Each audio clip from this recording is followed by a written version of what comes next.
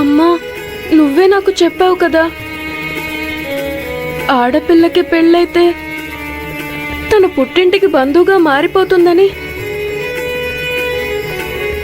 మరిప్పుడు నేను హక్కుగా ఉండాల్సిన ఇల్లు అత్తగారిల్లే కదా.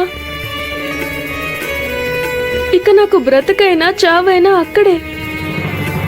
కానీ నువ్వు మాత్రమే అలా అనుకుంటున్నావు సక్కు.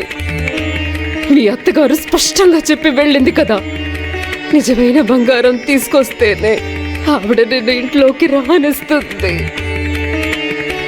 నా మాట విను, నిన్ను వాళ్ళ ఇంట్లోకి రానివ్వరు. కానీ నాన్నగారు, నేను వాళ్ళ కాళ్ళు పట్టుకుంటాను. నాకు ఏ శిక్ష వేసినా భరిస్తాను. గతంలో లాగా దేవుడు మళ్ళీ నన్ను పరీక్షిస్తున్నాడు అనుకుంటాను. నాన్నగారు, మీరేం ఆందోళన పడకండి. మీరు నన్ను ఆశీర్వదించి పంపండి. నా స్నేహితుడు పాండురంగడు ఎలాగో నాకు తోడుగా ఉంటాడు. వెళ్ళొస్తాను.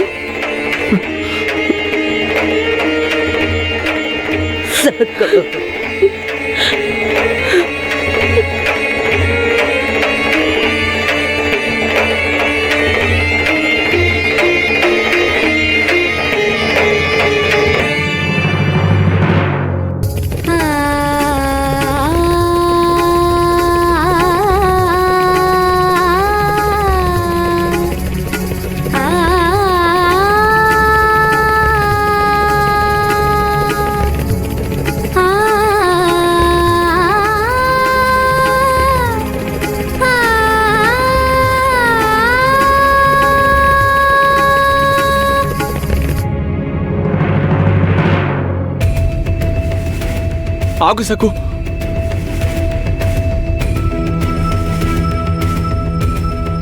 సక్కు చూడు, ఇటువంటి పరిస్థితుల్లో నిన్ను ఒంటరిగా పంపించడం మంచిది కాదు. నేను నీకు తోడుగా వస్తాను. నాన్న. అవును సక్కు, నాన్నగారిని నీతో పాటు తోడుగా తీసుకువెళ్ళు. ఏమండి, మీరు బయలుదేరండి. వాళ్ళు ఎలా ప్రవర్తిస్తారో ఎవరికి తెలుసు.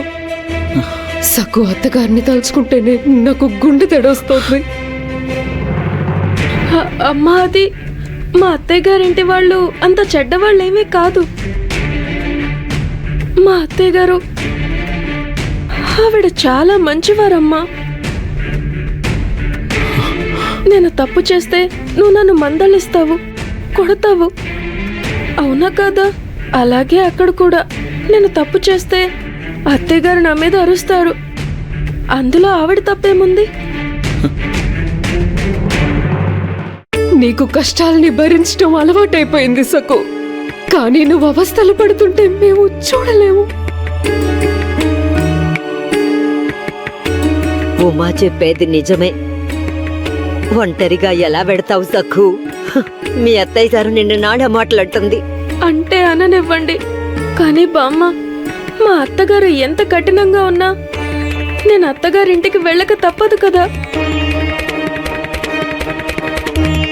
ఇవాళ ఒక్కరోజు నాన్న నాకు తోడొస్తారు. కష్టమో నష్టమో జీవితాంతం నేను అక్కడే ఉండాలి కదా. అంతే కదమ్మా.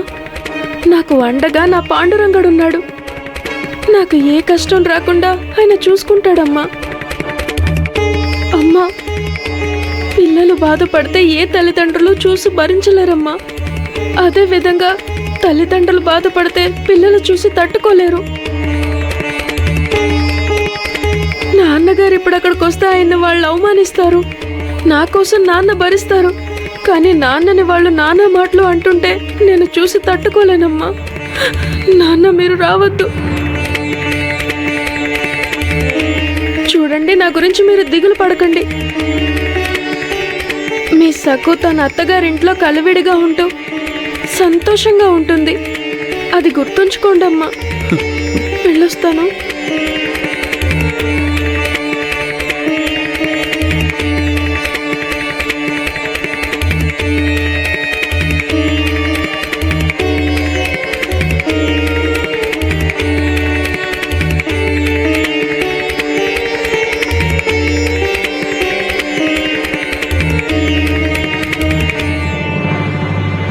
ఉమా,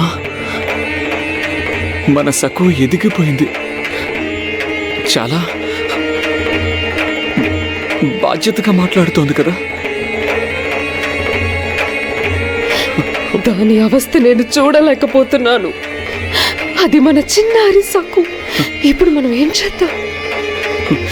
పాండురంగా, నువ్వు మాకింతటి భయంకరమైన శిక్ష ఎందుకు విధించావు? ఈ సమస్య నుంచి నువ్వే మమ్మల్ని కాపాడాలి. సకుని వాళ్ళ అత్తగారు ఇంట్లోకి రానిస్తుందా?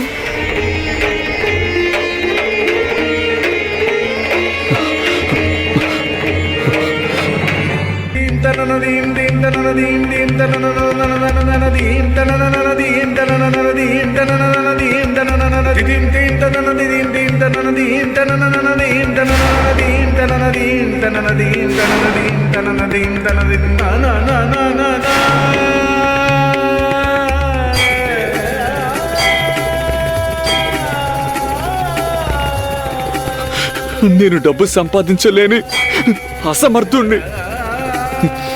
నువ్వు నన్ను పరీక్షిస్తున్నావు కదా.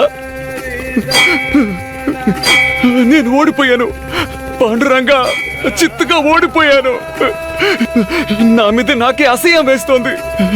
నేను చేతకాని వాణ్ణి, తెలివి తక్కువ వాణ్ణి, అప్రయోజకుణ్ణి. నేను నా కూతురు సక్కు కోసం నేను ఏమీ చేయలేకపోతున్నాను.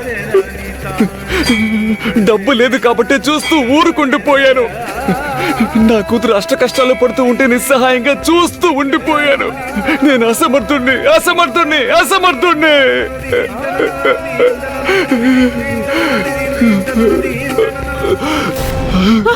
ఏమండి?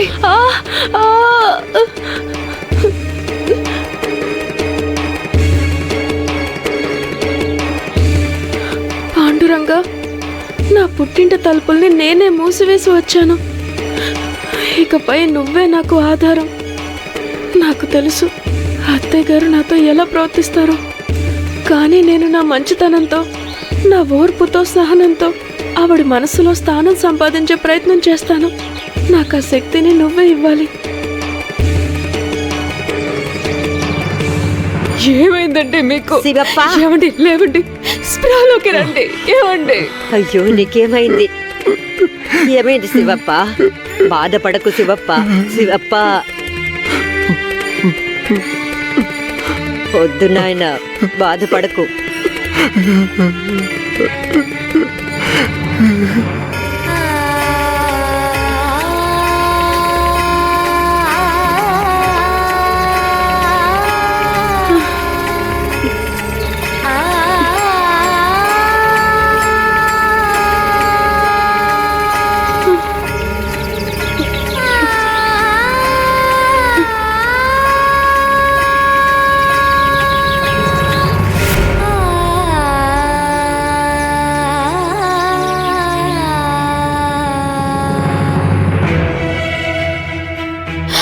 ఏమండి? మీరు ఇలా కృంగిపోతే ఎలా అండి? మాకు ధైర్యం చెప్పాల్సిన మీరే ఇలా నిరాశపడితే నేను, మీ అమ్మగారు, సకు ఏమైపోతాం? యాడవరా, పోరుమని ఏడు. దిక్కులు పిక్కటిల్లేలా పోరుమని ఏడు. నీకు ఈ శాస్త్ర జరగాలి. ఎందుకంటే నువ్వు నిజమైన ఆభరణాలు అమ్మి ఆ స్థానంలో ఇత్తడి ఆభరణాలు పెట్టావు.